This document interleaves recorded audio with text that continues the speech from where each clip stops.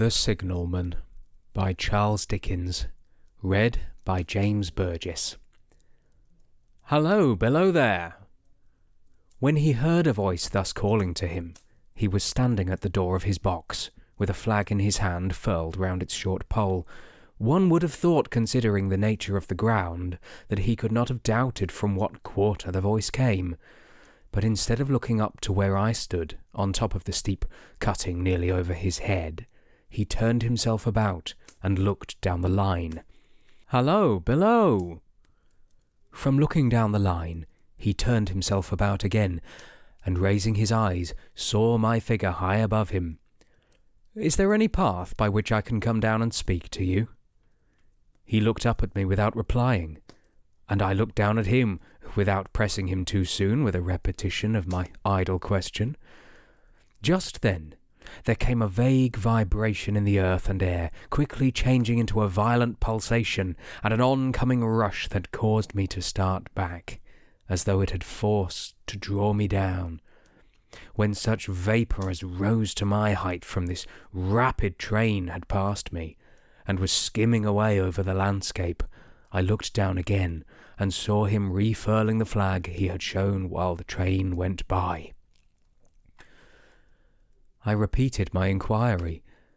After a pause, during which he seemed to regard me with fixed attention, he motioned with his rolled-up flag towards a point on my level some 200 or 300 yards distant. I called down to him, "All right," and made for that point. There, by dint of looking closely about me, I found a rough zigzag descending path notched out, which I followed. The cutting was extremely deep, and unusually precipitate. It was made through a clammy stone that became oozier and wetter as I went down. For these reasons, I found the way long enough to give me time to recall a singular air of reluctance or compulsion with which he had pointed out the path. When I came down low enough upon the zigzag descent to see him again, I saw that he was standing between the rails on the way by which the train had lately passed, in an attitude as if he were waiting for me to appear. He had his left hand at his chin, and that left elbow rested on his right hand, crossed over his breast. His attitude was one of such expectation and watchfulness that I stopped for a moment, wondering at it. I resumed my downward way, and stepping out upon the level of the railroad, and drawing nearer to him, saw that he was a dark, sallow man, with a dark beard and rather heavy eyebrows. His post was in as solitary and dismal a place as I ever saw. On either side a dripping wet wall of jagged stone, excluding all view but a strip of sky, the perspective one way only a crooked prolongation of this great dungeon, the shorter perspective in the other direction terminating in a gloomy red light, and the gloomier entrance to a black tunnel in whose massive architecture there was a barbarous, depressing and forbidding air. So little sunlight ever found its way to this spot that it had an earthy, deadly smell, and so much cold wind rushed through it that it struck chill to me, as if I had left the natural world. Before he stirred, I was near enough to him to have touched him. Not even then removing his eyes from mine, he stepped back one step and lifted his hand. This was a lonesome post to occupy, I said, and it had riveted my attention when I looked down from up yonder. A visitor was a rarity, I should suppose. Not an unwelcome rarity, I hoped. In me, he merely saw a man who had been shut up within narrow limits all his life, and who, being at last set free, had a newly awakened interest in these great works. To such purpose I spoke to him, but I am far from sure of the terms I used, for besides that I am not happy in opening any conversation, there was something in the man that daunted me. He directed a most curious look towards the red light near the tunnel's mouth, and looked all about it, as if something were missing from it, and then looked at me, That light was part of his charge, was it not? He answered in a low voice, "Don't you know it is?" The monstrous thought came into my mind as I perused the fixed eyes and the saturnine face, that this was a spirit, not a man. I have speculated since whether there may have been an infection in his mind. In my turn I stepped back, but in making the action I detected in his eyes some latent fear of me. This put the monstrous thought to flight. "You look at me," I said, forcing a smile, "as if you had a dread of me." "I was doubtful," he returned, "whether I had seen you before." "Where?" He pointed to the red light that he had looked at. "There?" I said. Intently watchful of me, he replied, but without sound, "Yes." "My good fellow, what should I do there?" "However, be that as it may, I never was there. You may swear." "I think I may," he rejoined. "Yes, I'm sure I may." His manner cleared, like my own. He replied to my remarks with readiness, and in well-chosen words. Had he much to do there? Yes, that was to say, he had enough responsibility to bear, but exactness and watchfulness were what was required of him, and of actual work, manual labour, he had next to none. To change that signal, to trim those lights, and to turn this iron handle now and then, was all that he had to do under that head. Regarding those many long and lonely hours, of which I seemed to make so much, he could only say that the routine of his life had shaped itself into that form, and he had grown used to it. He had taught himself a language down there, if only to know it by sight, and to have formed his own crude ideas of its pronunciation could be called learning it. He had also worked at fractions and decimals, and tried a little algebra, but he was, and had been as a boy, a poor hand at figures. Was it necessary for him, when on duty, always to remain in that channel of damp air, and could he never rise into the sunshine from between those high stone walls? Why, what depended upon times and circumstances. Under some conditions there would be less upon the line than under others, and had the same held good as to certain hours of the day and night. In bright weather he did choose occasions for getting a little above those lower shadows, but being at all times liable to be called upon by his electric bell, and at such times listening for it with redoubled anxiety, the relief was less than I would suppose. He took me into his box, where there was a fire, a desk, an official book which he had to make certain notes in, a telegraphic instrument with its dial, face, and needles, and the little bell of which he had spoken. On my trusting that he would excuse the remark that he had been well educated, and I hoped I might say without offence, perhaps educated above that station, he observed that instances of slight incongruity in such wise would rarely be found wanting among large bodies of men, and that he had heard it was so in workhouses, in the police force, even in that last desperate recourse, the army, and that he knew it was so more or less in any great railway staff. He had been, when young, if I could believe it, sitting in that hut, he scarcely could, a student of natural philosophy, and had attended lectures, but he had run wild, misused his opportunities, gone down, and never risen again. He had no complaint to offer about that. He had made his bed, and he lay upon it. It was far too late to make another. All that I have here condensed, he said in a quiet manner, with his grave dark regards divided between me and the fire. He threw in the word "sir" from time to time, and especially when he referred to his youth, as though to request me to understand that he claimed to be nothing but what I found him. He was several times interrupted by the little bell, and had to read off messages and send replies. Once he had to stand without the door, and display a flag as a train passed, and made some verbal communication to the driver. In the discharge of his duties I observed him to be remarkably exact and vigilant, breaking off his discourse at a syllable, and remaining silent until what he had to do was done. In a word, I should have set this man down as one of the safest of men to be employed in that capacity, but for the circumstance that, while he was speaking to me, he twice broke off with a fallen colour, turned his face towards the little bell, when it did not ring, opened the door of that hut, which was kept shut to exclude the unhealthy damp, and looked out towards the red light near the mouth of the tunnel. On both of those occasions he came back to the fire with the inexplicable air upon him which I had remarked, without being able to define, when we were so far asunder. Said I, when I rose to leave him, "You almost make me think that I have met with a contented man." I'm afraid I must acknowledge that I said it to lead him on. "I believe I used to be so," he rejoined, in the low voice in which he had first spoken.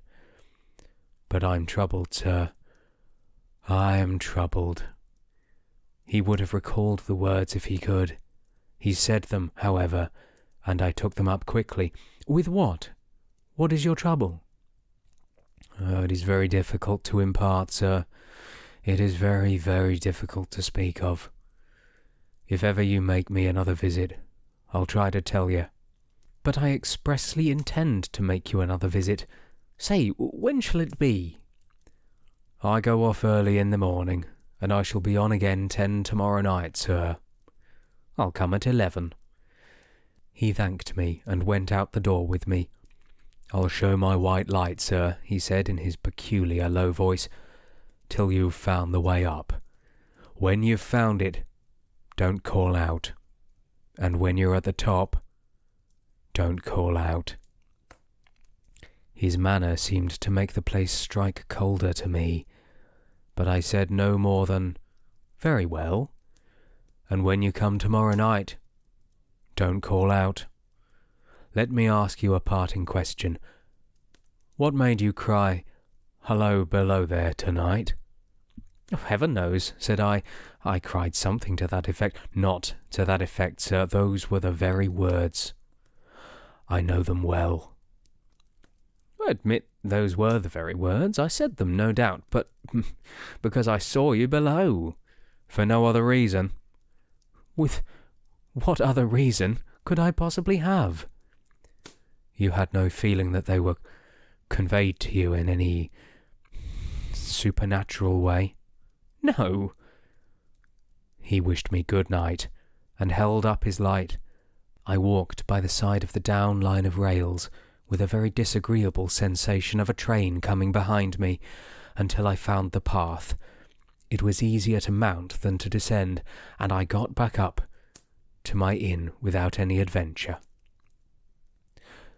Punctual to my appointment, I placed my foot upon the first notch of the zigzag next night, as the distant clocks were striking 11. He was waiting for me at the bottom, with his white light on. "I have not called out," I said, when we came close together. "May I speak now?" "By all means, sir." "Good night, then, and here's my hand." "Good night, sir, and here's mine." With that, we walked side by side to his box, entered it, closed the door, and sat down by the fire. "I've made up my mind, sir," he began, bending forward as soon as we were seated, and speaking in a tone but a little above a whisper, "that you shall not have to ask me twice what troubles me. I took you for someone else yesterday evening. That troubles me." "That mistake?" "No. That's someone else." "Who is it?" "I don't know." "Like me?" "I don't know. I never saw the face. The left arm is across the face, and the right arm is waved, violently waved, this way. I followed his action with my eyes, and it was the action of an arm gesticulating with the utmost passion and vehemence. For God's sake, clear the way!" "One moonlit night," said the man, "I was sitting here, when I heard a voice cry, 'Hello, below there!' I started up. I looked from that door and saw this. Someone else was standing by the red light near the tunnel, waving as I have now showed you. The voice, it seemed hoarse with shouting, and it cried, "Look out, look out!" And then attain, "Hello, below there, look out!" I caught up my lamp, I turned it on red, and I ran towards the figure, calling, "What's wrong? What has happened? Where?" It stood just outside the blackness of the tunnel. I advanced so close upon it that I wondered at its keeping the sleeve across its eyes. I ran right up at it, and had my hand stretched out to pull the sleeve away, and it was gone. "Into the tunnel?" said I. "No." I ran into the tunnel 500 yards. I stopped. I held my lamp above my head and saw the figures of the measured distance, and saw the wet stains stealing down the walls and trickling through the arch. I ran out again faster than I had run in, for I had a mortal abhorrence of the place upon me, and I looked all round the red light with my own red light, and I went up the iron ladder to the gallery atop of it, and I came down again, and ran back here. I telegraphed both ways. An alarm has been given. Is anything wrong? The answer came back both ways. All well. Resisting the slow touch of a frozen finger tracing upon my spine, I showed him how that this figure must be a deception of his sense of sight, and how that figures originating in disease or of the delicate nerves that minister to the functions of the eye were known to have often troubled patients, some of whom had become conscious of the nature of their affliction, and had even proved it by experiments upon themselves. "As to the imaginary cry," said I, "do but listen for a moment to the wind in this unnatural valley while we speak so low, and to the wild harp it makes of the telegraph wires." That was all very well, he returned, after we had sat listening for a while, and he ought to know something of the wind and the wires, he who so often passed long winter nights here, alone and watching. But he would beg to remark that he had not finished. I asked his pardon, and he slowly added these words, touching my arm: "Within 6 hours after the appearance, the memorable accident on this line happened, and within 10 hours the dead and wounded were brought along and through the tunnel over the spot where the figure had stood." A disagreeable shudder crept over me, but I did my best against it. It was not to be denied, I rejoined, that this was a remarkable coincidence, calculated deeply to impress his mind. But it was unquestionable that remarkable coincidents did continually occur, and they must be taken into account in dealing with such a subject. Though, to be sure, I must admit, I added, for I thought I saw he was going to bring the objection to bear upon me, men of common sense did not allow much for coincidences in making the ordinary calculations of life. He again begged to remark that he had not finished. I again begged his pardon for being betrayed into interruptions. "This," he said again, laying his hand upon his arm and glancing over his shoulder with hollow eyes, "was just a year ago. 6 or 7 months passed, and I had recovered from the surprise and shock when, one morning, as the day was breaking, I, standing at the door, looked towards the red light and saw the spectre again." He stopped with a fixed look at me. "Did it cry out?" "No, it was silent." "Did it wave its arm?" "No. It leaned against the shaft of light, with both hands before the face, like this." Once more I followed his action with my eyes. It was an action of mourning.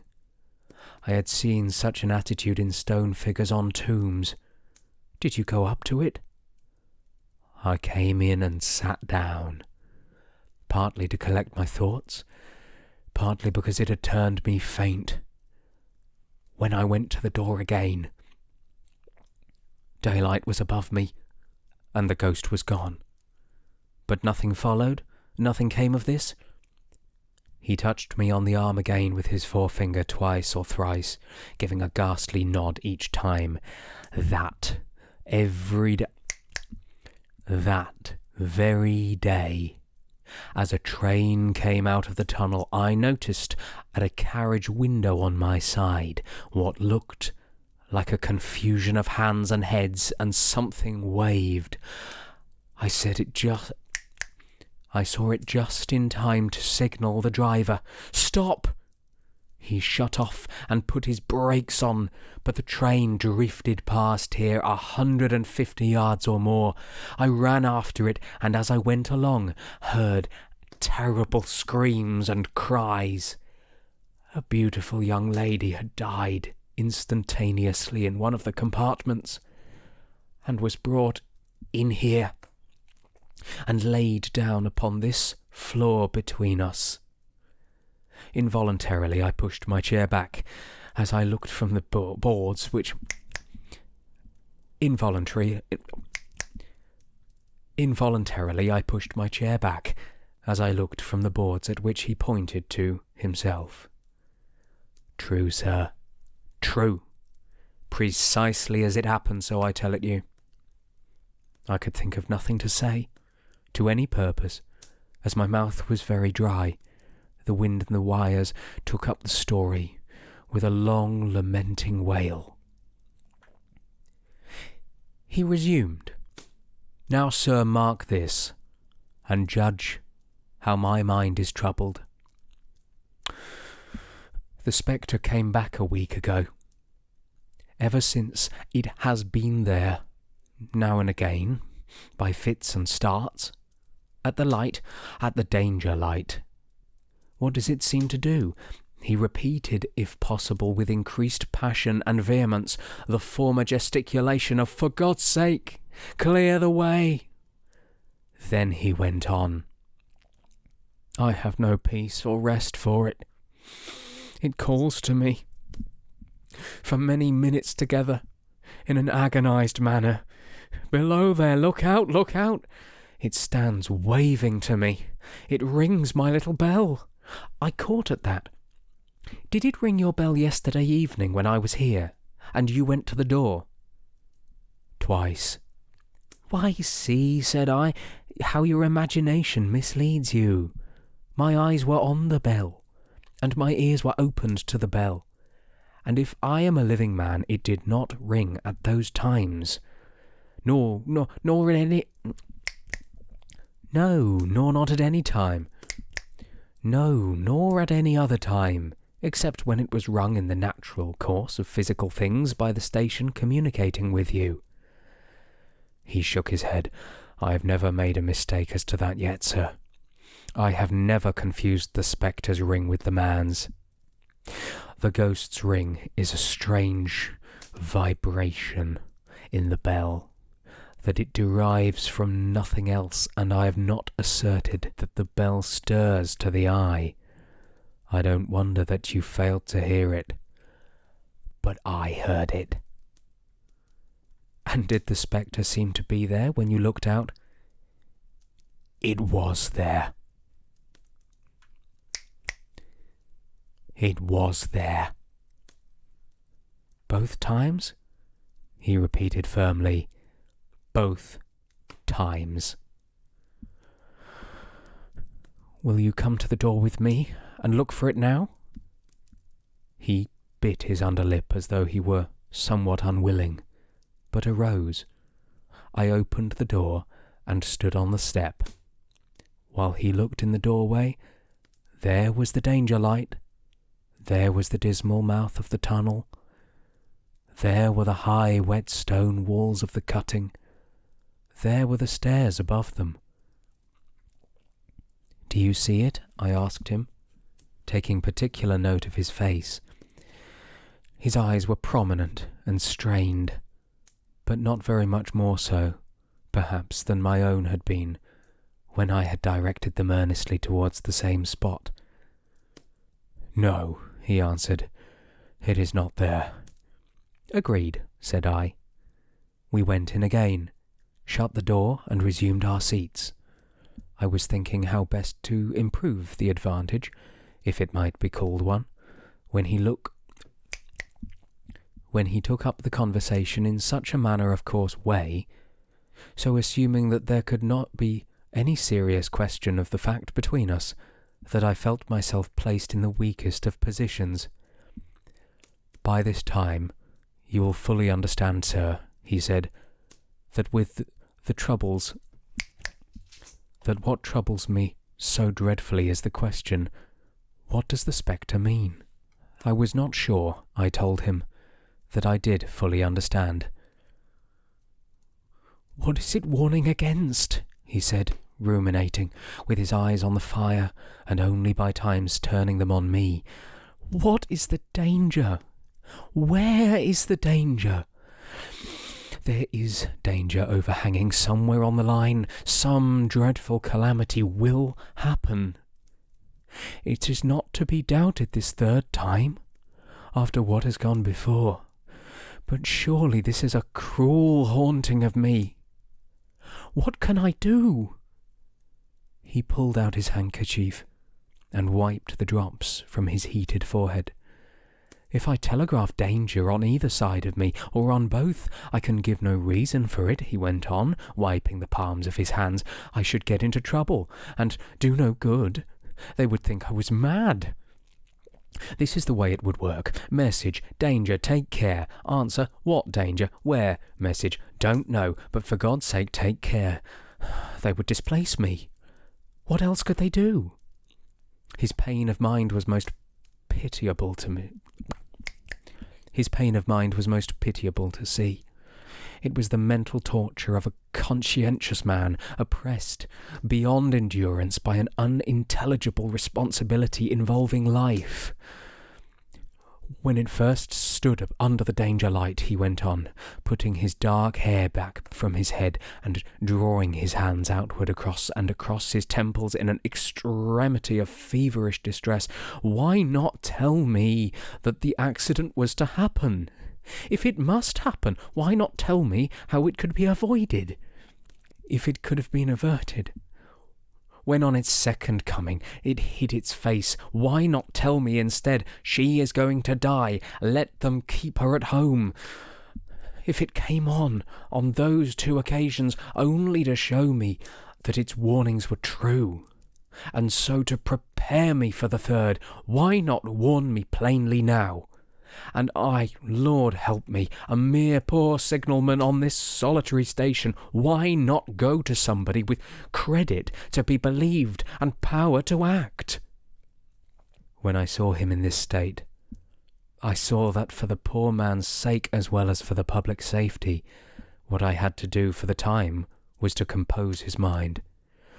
Therefore, setting aside all question of reality or unreality between us, I represented to him that whoever thoroughly discharged his duty must do well, and that at least it was his comfort that he had understood his duty.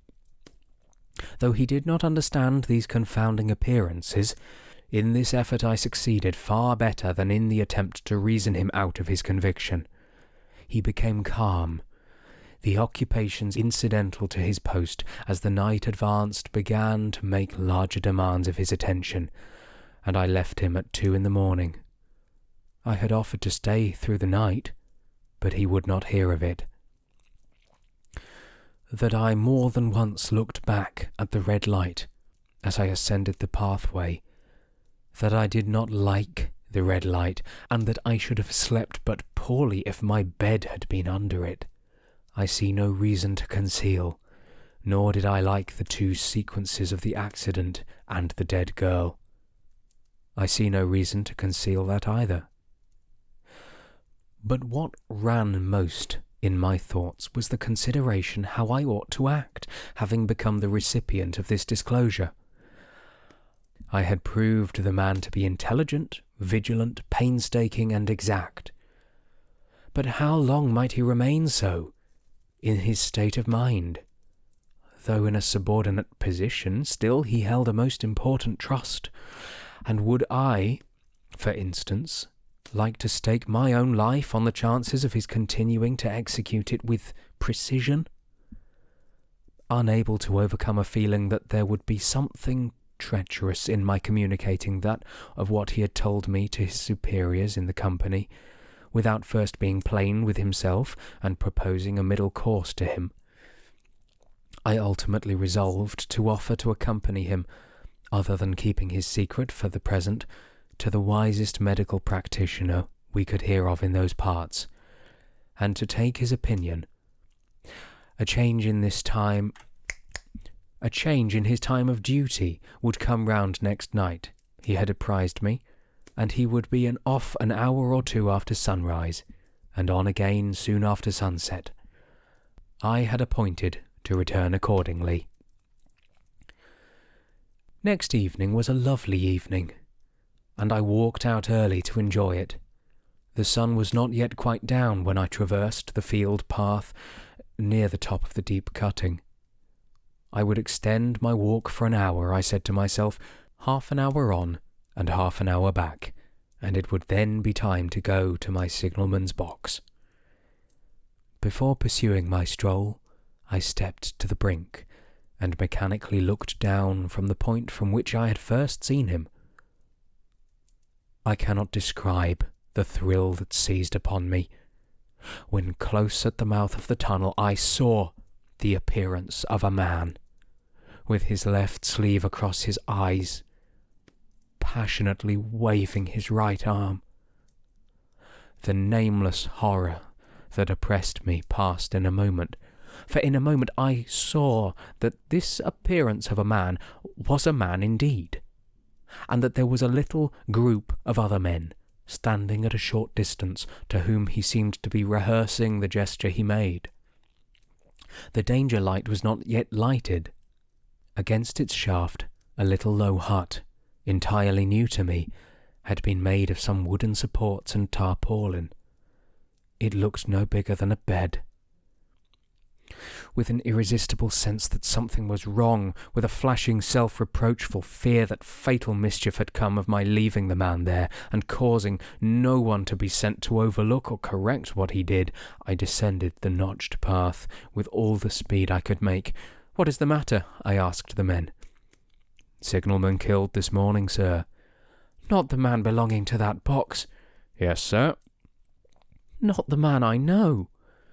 "You'll recognize him, sir, if you knew him," said the man who spoke for the others, solemnly uncovering his own head, and raising an end of the tarpaulin, "for his face is quite composed." "Oh, how did this happen? How did this happen?" I asked, turning from one to another as the hut closed in again. "He was cut down by an engine, sir. No man in England knew his work better, but somehow he was not clear of the outer rail. It was just at broad day. He had struck the light and had the lamp in his hand. As the engine came out of the tunnel, his back was towards her, and she cut him down. That man drove her and was showing how it happened. Show the gentleman, Tom." The man, who wore a rough dark dress, stepped back to his former place at the mouth of the tunnel. "Coming round the curve in the tunnel, sir," he said. "I saw him at the end, like as I saw him down a perspective glass. There was no time to check speed, and I knew him to be very careful, and he didn't seem to take heed of the whistle. I shut it off when we were running down upon him, and called to him as loud as I could call." "What did you say?" "I said, 'Below there, look out, for God's sake, clear the way.'" I started. "Oh, it was a dreadful time, sir. Never left off calling to him. I put this arm before my eyes not to see, and I waved this arm to the last, but it was no use." Without prolonging the narrative to dwell on any of its curious circumstances more than on any other, I may, in closing it, point out the coincidence that the warning of the engine driver included not only the words which the unfortunate signalman had repeated to me as haunting him, but also the words which I myself, not he, had attached, and that only in my own mind, to the gesticulation he he had imitated.